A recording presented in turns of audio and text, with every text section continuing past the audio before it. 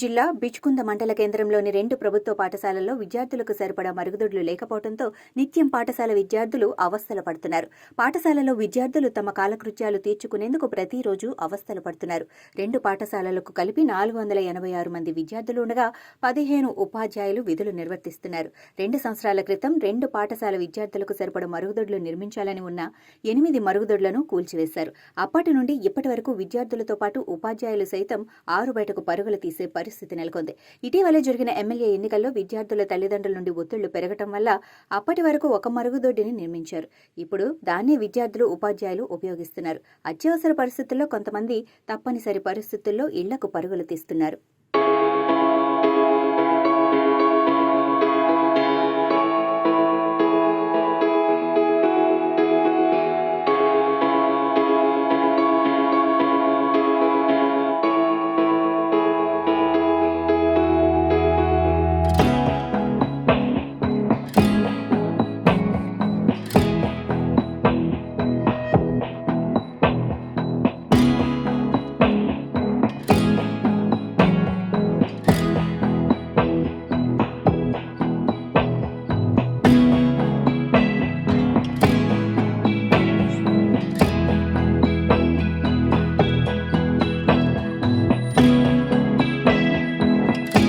ఉన్నత పాఠశాల బిచ్కుంద గ్రామంలో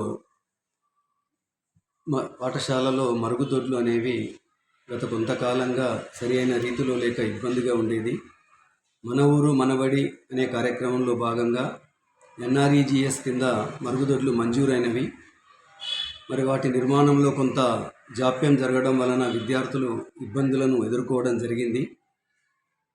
ప్రస్తుతానికి ఆ యొక్క నిర్మాణం పూర్తిగా వచ్చింది. త్వరలోనే విద్యార్థులకు అవి అందుబాటులోకి రాబోతున్నాయి. ఎంతో కాలంగా ఈ పాఠశాలలో విద్యార్థులు ఎదుర్కొంటున్న కష్టాలు త్వరలో తొలగిపోతాయని ఆశిస్తున్నాం.